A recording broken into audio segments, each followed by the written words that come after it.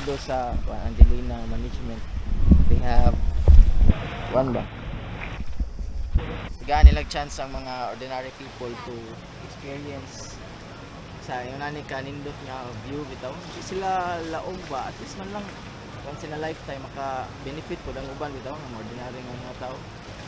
Ma-experience nila yung nani luxury life only mga wealthy rich people can afford, pero mga ordinary mag-lisod yun.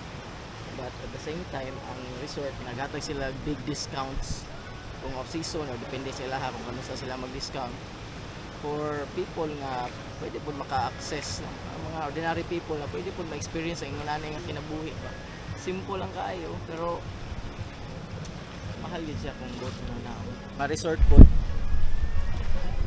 ubang mga resort unta sundugon yung Angelina resort para po maka-experience po ang uban sa mga mahal bitaw nga mga entrance fee mahal nga mga resort. All of us deserve like this kita lang nga nindot nga view sa lalahing nga lugar.